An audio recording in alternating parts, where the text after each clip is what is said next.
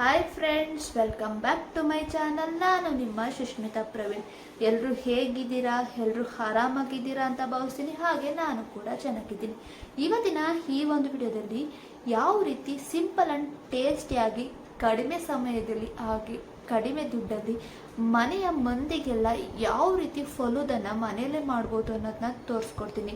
ಇದನ್ನು ನೀವು ಒಂದ್ಸಲ ಮನೆಯಲ್ಲಿ ನೀವು ಟ್ರೈ ಮಾಡಿದ್ರೆ ಮತ್ತೆ ಮತ್ತೆ ಮನೇಲಿ ಮಾಡಿಕೊಂಡು ತಿಂತೀರಾ. ಈ ಸಮ್ಮರ್ಗೆ ಪರ್ಫೆಕ್ಟ್ ಆಗಿರೋ ಒಂದು ಫಲೂದನ್ನು ಯಾವ ರೀತಿ ಮಾಡೋದು ಅನ್ನೋದನ್ನ ತೋರಿಸ್ಕೊಡ್ತೀನಿ, ಬನ್ನಿ. ಈ ಸಮ್ಮರಲ್ಲಿ ಹೊರ್ಗಡೆ ಹೋಗಿ ಫಲೂದನ್ನು ತಿನ್ನೋ ಬದಲು ಮನೆಯಲ್ಲೇ ಯಾವ ರೀತಿ ಟೇಸ್ಟಿಯಾಗಿ ಶಾಪ್ಗಳಲ್ಲಿ ಸಿಗೋ ಥರನೇ ಫಲೂದನ್ನು ಯಾವ ರೀತಿ ಮನೆಯಲ್ಲೇ ಮಾಡೋದು ಅನ್ನೋದನ್ನ ತೋರಿಸ್ತೀನಿ, ಬನ್ನಿ. ನಾನಿಲ್ಲಿ ಒಂದು ಕಪ್ನ ತಗೊಂಡು ಆ ಕಪ್ಪಿಗೆ 2 ರಿಂದ 2.5 ಸ್ಪೂನ್ ಆಗೋಷ್ಟು ಜಿಯಾ ಸೀಡ್ಸ್ನ ಹಾಕೋತಾ ಇದ್ದೀನಿ. ಈ ಜಿಯಾ ಸೀಡ್ಸ್ನ ನೀವು ಎವ್ರಿಡೇ ನೀರಲ್ಲಿ ಹಾಕ್ಕೊಂಡು ಕುಡಿಯೋದ್ರಿಂದ ತುಂಬಾ ಹೆಲ್ತಿಗೆ ಬೆನಿಫಿಟ್ಸ್ ಇದೆ.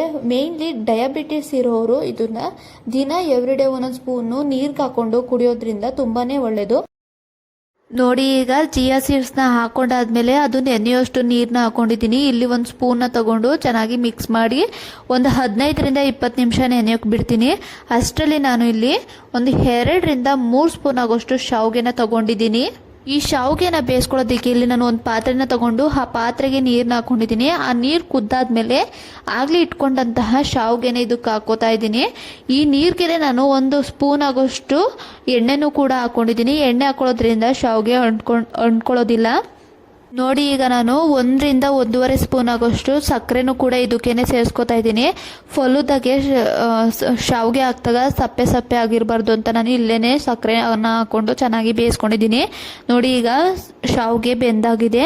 ಈಗ ಒಂದು ಜಾಲರಿನ ತಗೊಂಡು ಅದಕ್ಕೆ ಆಗಲೇ ಬೇಯಿಸಿಟ್ಕೊಂಡಂತಹ ಶಾವಿಗೆನ ಇದಕ್ಕೆ ಹಾಕೊಂಡು ಸೋಸ್ಕೊತಾ ಇದ್ದೀನಿ. ಇದು ಒಂದಕ್ಕೊಂದು ಹೊಂದ್ಕೋಬಾರ್ದು ಅಂತ ನಾನು ಇಲ್ಲಿ ತಣ್ಣೀರನ್ನ ಅದ್ರ ಮೇಲೆ ಹಾಕೋತಾ ಇದ್ದೀನಿ. ಈ ಥರ ತಣ್ಣೀರನ್ನ ಹಾಕೋದ್ರಿಂದ ಶಾವಿಗೆ ಅಂಟ್ಕೊಳ್ಳೋದಿಲ್ಲ, ಬಿಡಿಯಾಗಿರುತ್ತೆ. ನೋಡಿ, ಈಗ ಇದಾಗಿದೆ. ಇದನ್ನ ಒಂದು ಕಪ್ಗೆ ಎತ್ತಿಟ್ಕೋತೀನಿ. ನೋಡಿ, ಇಲ್ಲಿ ಬೇಯಿಸಿಟ್ಕೊಂಡಂತಹ ಶಾವಿಗೆ ಮತ್ತು ನೆನೆಸಿಟ್ಕೊಂಡಂತಹ ಜಿಯಾ ಸೀಡ್ಸು ರೆಡಿಯಾಗಿದೆ. ಈಗ ನಾನು ಯಾವ ರೀತಿ ಮಾಡ್ತೀನಿ ಅನ್ನೋದನ್ನ ತೋರಿಸ್ತೀನಿ, ಬನ್ನಿ. ನಾನು ಇಲ್ಲಿ ಹರ್ಷೀಸ್ ಸಿರಪ್ನ ತಗೋತಾ ಇದ್ದೀನಿ. ಇದು ಬಂದು ಸ್ಟ್ರಾಬೆರಿ ಫ್ಲೇವರು. ಇದು ಎಲ್ಲ ಮಾರ್ಕೆಟಲ್ಲೂ ಸಿಗುತ್ತೆ, ಹಾಗೆ ಆನ್ಲೈನ್ ಕೂಡಲ್ಲೂ ಸಿಗುತ್ತೆ.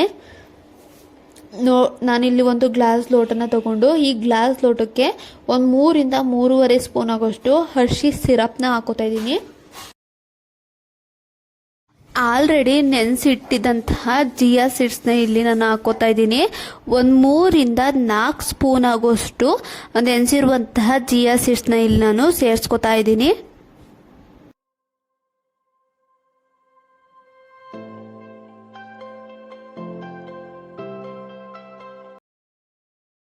ನೋಡಿ, ಇಲ್ಲಿ ನಾನು ಆಲ್ರೆಡಿ ಬೇಯಿಸಿಟ್ಕೊಂಡಿದ್ದಂತಹ ಶಾವಿಗೆನೂ ಕೂಡ ಇಲ್ಲಿ ಸೇರಿಸ್ಕೊತಾ ಇದ್ದೀನಿ. ನಾನು 2 ರಿಂದ 3 ಸ್ಪೂನ್ ಆಗೋಷ್ಟು ಶಾವಿಗೆನ ಹಾಕೋತಾ ಇದ್ದೀನಿ. ಶಾವಿಗೆನ ಹಾಕೊಂಡಾದ್ಮೇಲೆ ನಾನಿಲ್ಲಿ ಒಂದು ಅರ್ಧ ಲೋಟದಷ್ಟು ಹಾಲನ್ನ, ಒಂದು 2 ಸ್ಪೂನ್ ಆಗೋಷ್ಟು ಸಕ್ಕರೆನ ಹಾಕೊಂಡು ಕಾಸಿಟ್ಕೊಂಡಿದ್ದೆ. ಅದು ತಣ್ಣಗಾಗ್ಲಿಕ್ಕೆ ಬಿಟ್ಟಿದ್ದೆ.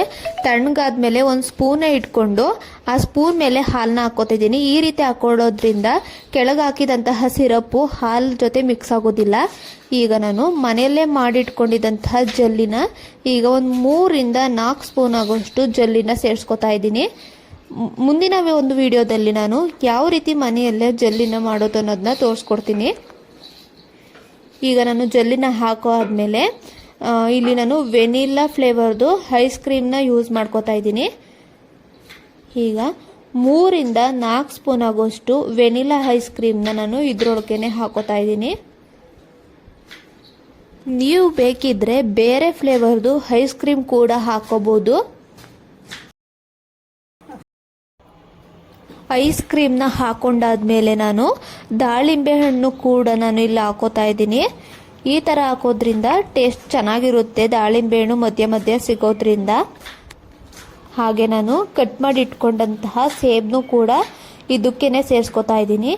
ನೀವು ದಾಳಿಂಬೆ ಮತ್ತು ಸೇಬ್ನ ಬೇಕಿದ್ರೆ ಹಾಕೋಬೋದು, ಇಲ್ಲಾಂದರೆ ನೀವು ಇದನ್ನು ಸ್ಕಿಪ್ ಮಾಡ್ಕೋಬೋದು. ದಾಳಿಂಬೆ ಹಣ್ಣು ಮತ್ತು ಸೇಬ್ನ ಹಾಕೊಂಡಾದ್ಮೇಲೆ ನಾನು ಇಲ್ಲಿ ಗೋಡಂಬಿ ಮತ್ತು ಬಾದಾಮಿನ ಸಣ್ಣಕ್ಕೆ ಕಟ್ ಮಾಡಿ ಇಟ್ಕೊಂಡಿದ್ದೆ, ಅದನ್ನು ಕೂಡ ಇದಕ್ಕೇನೆ ಹಾಕೋತಾ ಇದ್ದೀನಿ. ನೋಡಿ ಈಗ ಗೋಡಂಬಿ ಮತ್ತು ಬಾದಾಮಿನ ಹಾಕೊಂಡಾದ್ಮೇಲೆ ಮತ್ತೆ ಹರ್ಷೀಸ್ ಸಿರಪ್ನ ಮೇಲೆ ಈ ಥರ ಹಾಕೋತಾ ಇದ್ದೀನಿ. ಈ ರೀತಿ ಹಾಕೋದ್ರಿಂದ ಮೇಲೆ ಚೆನ್ನಾಗಿ ಕಾಣಿಸುತ್ತೆ ಡೆಕೋರ್ ಆಗಿ ಅಂತ. ಹರ್ಷೀಸ್ ಸಿರಪ್ನ ಹಾಕೊಂಡಾದ್ಮೇಲೆ ಇಲ್ಲಿ ನಾನು ಒಣ ದ್ರಾಕ್ಷಿನೂ ಕೂಡ ಮೇಲೆ ಹಾಕೋತಾ ಇದ್ದೀನಿ. ನಿಮಗೆ ಎಷ್ಟು ಬೇಕೋ ಅಷ್ಟನ್ನ ನೀವು ಮೇಲೆ ಒಣ ದ್ರಾಕ್ಷಿನ ಹಾಕೊಳ್ಳಿ. ನೋಡಿ ಈಗ ಎಲ್ಲ ಹಾಕಿದ್ಮೇಲೆ ಈ ರೀತಿ ಮನೆಯಲ್ಲೇ ಮಾಡಿದಂತಹ ಸಿಂಪಲ್ ಆ್ಯಂಡ್ ಟೇಸ್ಟಿಯಾದ ಫಲೂಡ ಈಗ ರೆಡಿಯಾಗಿದೆ. ನೀವು ಕೂಡ ಮನೇಲಿ ಒಮ್ಮೆ ಟ್ರೈನ ಮಾಡಿ ಯಾವ ರೀತಿ ಬಂದಿತ್ತು ಅಂತ ನನಗೆ ಕಮೆಂಟ್ನ ಮಾಡಿ. ಇವತ್ತಿನ ಈ ಒಂದು ವಿಡಿಯೋದಲ್ಲಿ ಫಲೂದ ವಿಡಿಯೋ ನಿಮಗೆ ಇಷ್ಟವಾಗಿದ್ದರೆ ನನ್ನ ಒಂದು ಚಾನಲನ್ನು ಸಬ್ಸ್ಕ್ರೈಬ್ ಮಾಡಿ, ಶೇರ್ ಮಾಡಿ, ಲೈಕ್ ಮಾಡಿ, ಹಾಗೆ ಕಮೆಂಟ್ ಮಾಡಿ. ಇನ್ನು ಹೆಚ್ಚು ಹೆಚ್ಚು ವಿಡಿಯೋಗಳನ್ನು ಮಾಡಲು ನನ್ನ ಒಂದು ಚಾನಲನ್ನು ಸಪೋರ್ಟ್ ಮಾಡಿ. ಈಗ ನನ್ನ ಒಂದು ಚಾನಲಲ್ಲಿ 80+ ಸಬ್ಸ್ಕ್ರೈಬರ್ಸ್ ಆಗಿದ್ದೀರಾ. ಹೀಗೆ ನನ್ನ ಒಂದು ಚಾನಲನ್ನು ಸಬ್ಸ್ಕ್ರೈಬ್ ಮಾಡಿ, ಇನ್ನು ಹೆಚ್ಚೆಚ್ಚು ವಿಡಿಯೋಗಳನ್ನು ಮಾಡಲು ನನ್ನ ಒಂದು ಚಾನಲನ್ನು ಸಪೋರ್ಟ್ ಮಾಡಿ.